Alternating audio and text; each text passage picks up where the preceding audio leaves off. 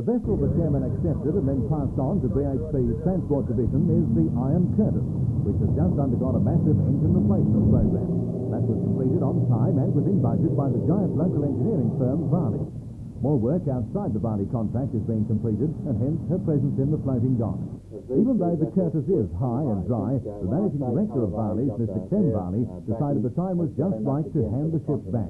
Sir James was pleased to accept it and had some very nice things to say about the contractor. Varley's won the contract on their merit.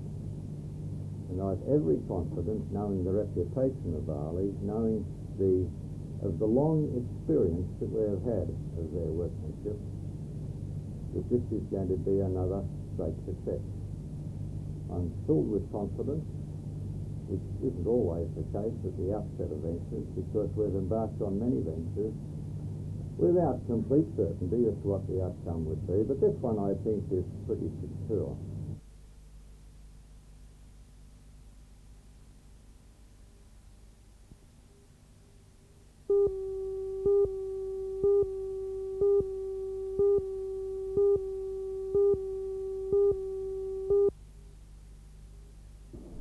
The symposium attracted conservationists from all over Australia. Also in attendance were local and state government planning authorities and representatives from the National Parks and Wildlife Service. The Trust called the meeting in an effort to draw attention to the importance of small natural areas.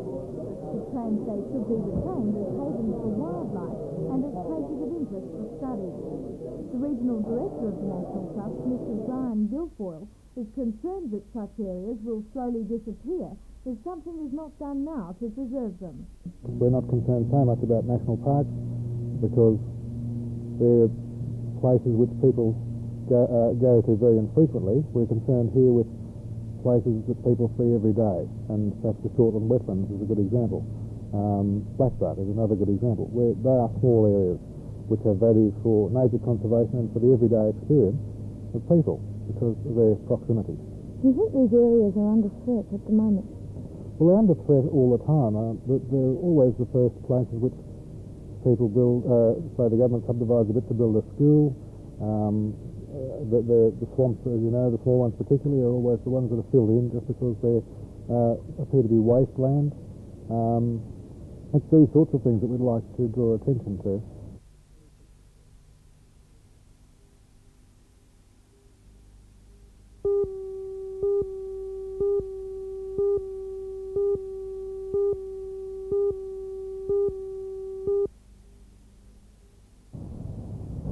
The 24-year-old shopping complex at Jesmond is only a fraction of the size it will be when construction is complete.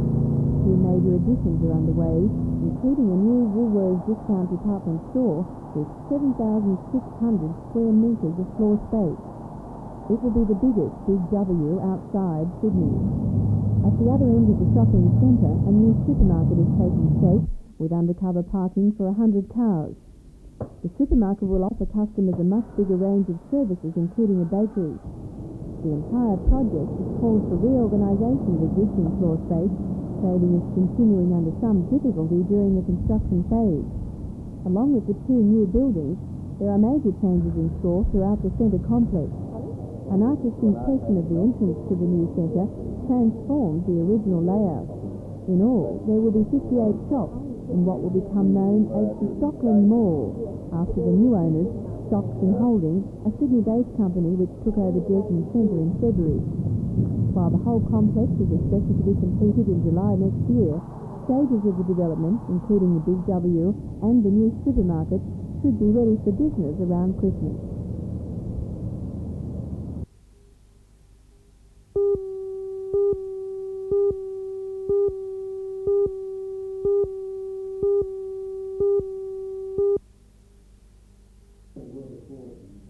In a report to the meeting, Mr. Lewis called for authority to release information, written or taped form, on any report or document of the Council. Without such authority, Mr. Lewis argued that he was breaching the Act. The Labor Party didn't see it as clear-cut as that. The move, according to Alderman Parker, was provocative and would give the town clerk far-reaching authority. In defence, Mr. Lewis said he was only seeking to do what the Council had been doing for 45 years. A vote along party lines gave that authority to the town clerk as an interim measure while he conducts a complete review of the supply of information from the council. Such a review has not dispelled the fears of Labor aldermen who felt the delegation of authority should be deferred pending the release of the Department of Local Government investigation into Mr Lewis's actions last year when he made computer information on ratepayers available to the Deputy Lord Mayor, Alderman Geddes.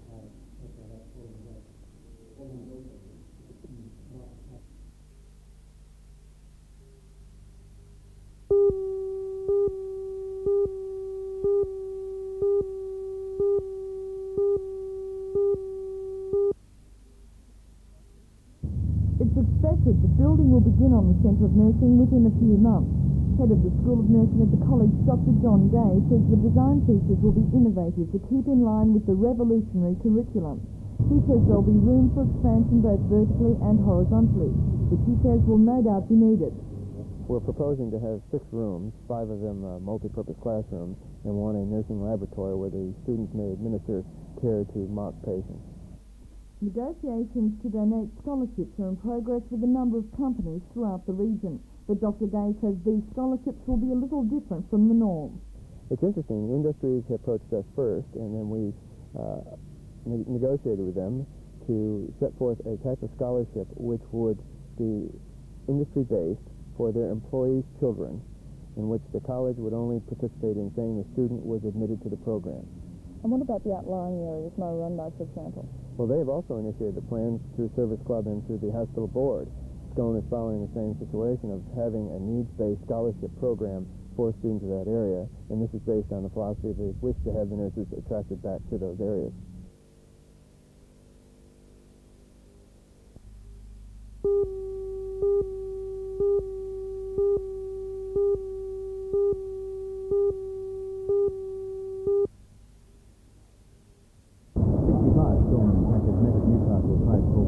For about an hour this morning before deciding to join their Sydney colleagues in an indefinite strike. They're asking fuel companies to give first preference to retrenched members of their unions when new jobs come up. Most of the Newcastle expect their strike to have no since the wholesale price of fuel has been high, many stations have not been keeping their storage tanks full. However, without panic buying, and there was little of that evidence this morning, fuel should last into next week.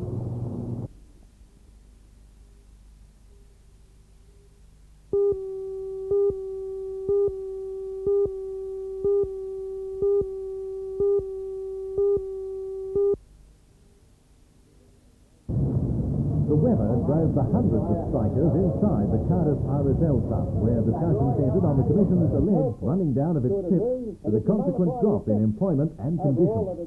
The men were told that the government is meanwhile encouraging private industry by buying cheaper open-cut produced coal from the Upper Hunter. It's claimed that this has led to the loss of 400 jobs in the Commission's underground pits already. As well as striking for 48 hours, they also resolved to ban the delivery of outside coal to power stations and to demonstrate en masse at the Commission's Sydney headquarters as soon as can be arranged. One of the main speakers at this morning's strike meeting was the President of the Miners' Federation, Mr Bill Chapman. The bones is fit to becoming less efficient, and the effect to our particular people has got to a stage now where we can't tolerate it any longer. And we would hope that our local parliamentarians who represent us and are present here today will support our decision to no longer tolerate this policy of the State Electricity Commission. And what it takes to change that, I don't know. But we've shown before in the past, and we can do it again. We can change the minds of governments, we can change the minds of the Electricity Commission if we put our mind to it. And I believe this morning we should start the first step in the direction of reversing this policy, whatever it takes. Whatever it takes.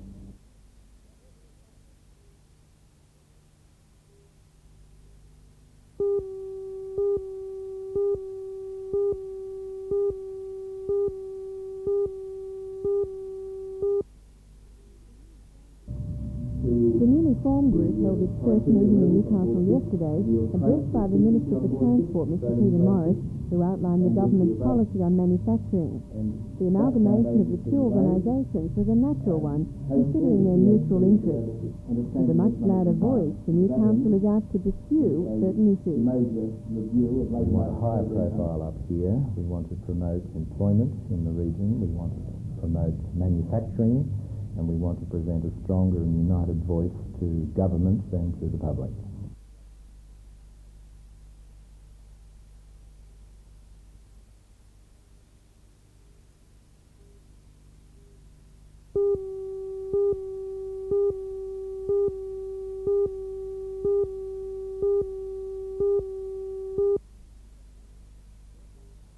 That action was brought by Cardiff chemist Richard Devon, who was joined by New World Properties Limited.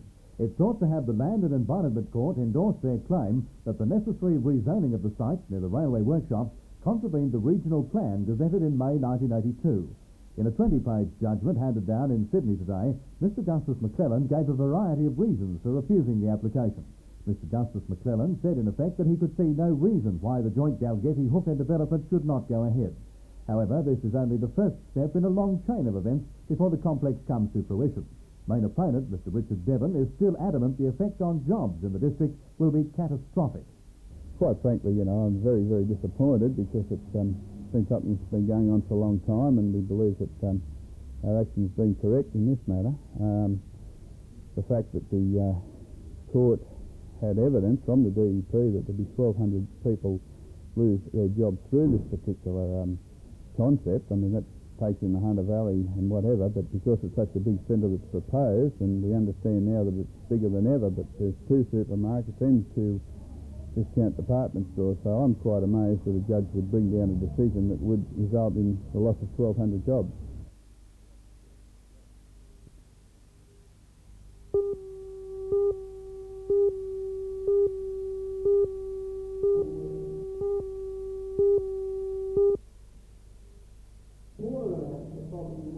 Organisers say the problem of toxic waste disposal is an issue which must be addressed in our region with a high level of industrial activity. Today's conference went a long way to offering a number of options. Professor David Barnes from the University of New South Wales outlined the major practices overseas, from the use of incinerators and underground storage facilities to disused oil wells and mines. Not all of the methods would apply here, but the idea of today's conference was to highlight the need to plan ahead. Organiser Mr Paul Scobie says there's enough concern in the community reflected in the controversy surrounding Tomago Aluminium's toxic waste dump and an industrial waste proposal at Pell Main. Starting to get changes in attitude from many of the officials, and I think that if the public become aware that there are other ways of doing it, I think that that's when the politicians will decide, yes, we'll do the job properly the first time.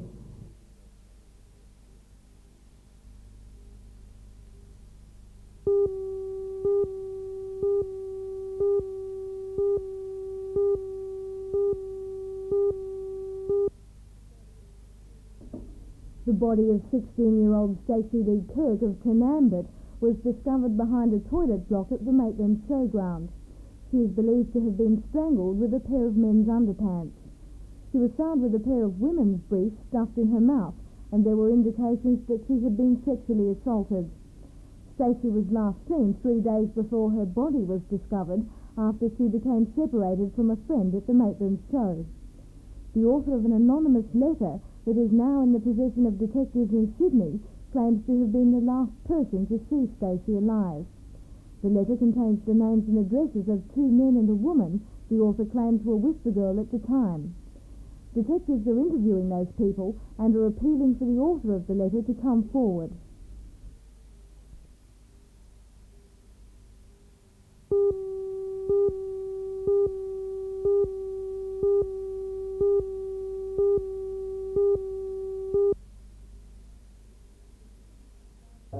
The reuse of artificial kidneys or dialyzers has been a contentious issue for many months.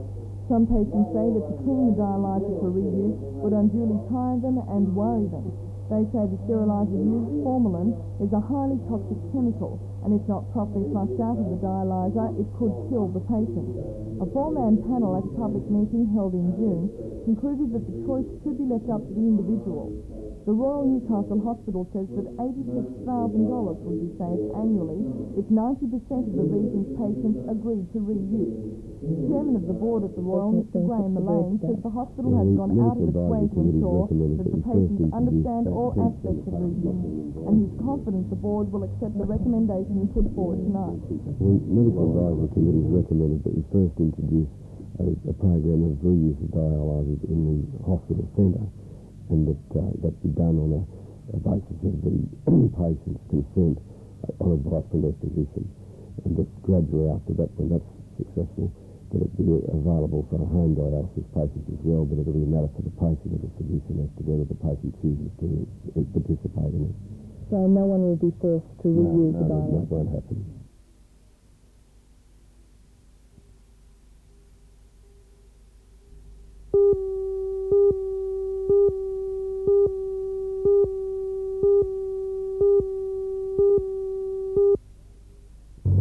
Today, the organisers moved in to put the final touches to the track, and they say this will probably be the last time for nearly 10 years the event will be held in the area. It seems fitting as the favourite for the main event of the weekend, the 500cc solo championship, with local rider and other playing motorcycles. 19-year-old Chris holds a handful of Australian titles, and this is the only one to have eluded him so far. Chris is confident he'll take out the title in his third stab at it. Chris, you've won just about every other major Australian dirt bike title, but you haven't had much luck in this event. With the last couple of years I've had a bit of bad luck in this race. But 1981 at Cameron Park I fell off in the mud and blew my bike up, and 82 down at Hobart I fell off in the front, and 83 at Snowborough in Queensland I was coming from behind and clutched the rider and fell down there too. So do you think it could be third time lucky for Chris Watson? I certainly hope so. Out there trying, everything's prepared well, my bike's machinery going well, and I'm semi-confident, so hopefully it'll be alright. Who do you see as the main threats? I'll probably mainly come from Stephen Davies and Earl Ashton from the local area, Michael Stormont from down Wagga Way, and Lonnie Norris from West Wollongong.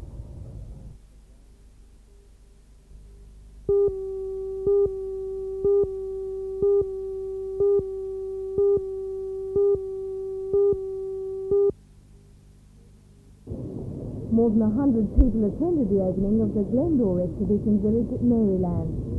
Guests included the Managing Director of the Newcastle Permanent Building Society, Mr. Frank Wotherspoon, representatives from the Housing Industry Association, and aldermen from the Newcastle City Council. After the usual speeches, Mr. Booth cut the ribbon across the entrance to the village. The Glendore Village is the first of its kind in Newcastle. It features homes by 16 builders, including the work of small local companies, as well as houses by the giant Hooker and Dennings Corporation. Also on site are Landcom and Newcastle Permanent Building Society offices.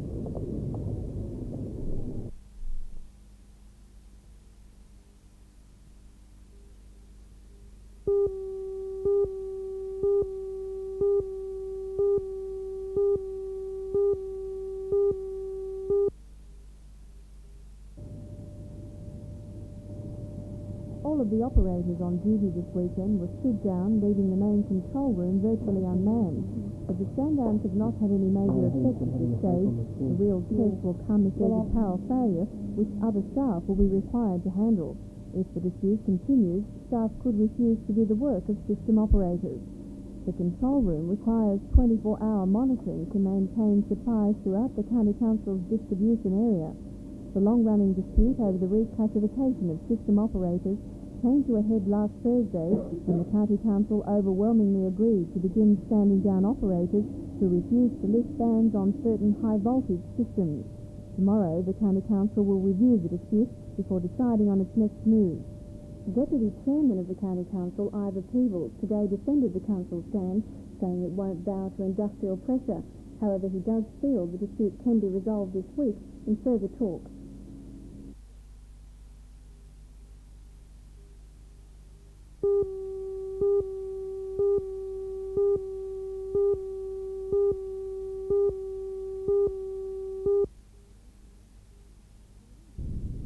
The owners of Glenview Stud are lucky to have this little fellow in more ways than one. The foal, a rare breed of Appaloosa, almost drowned after it was born on Friday in a paddock which was flooded. They call this the few spot leopard breed for reasons which are obvious. It bears little resemblance to Mum, but it has the same rare markings of its father. The mix-up of the genes in the Appaloosa, not very often you get them, only that the fact they're bred by breeding two pure Appaloosas together. One has to be a leopard, and in this case, the young stallion is a few spot, and he's actually reproduced himself again in another few spot colt. And that's quite rare, is it? It is. Well, I'd say he's about the third Appaloosa colt few spot in the Hunter Valley. There'd be only a handful in Australia.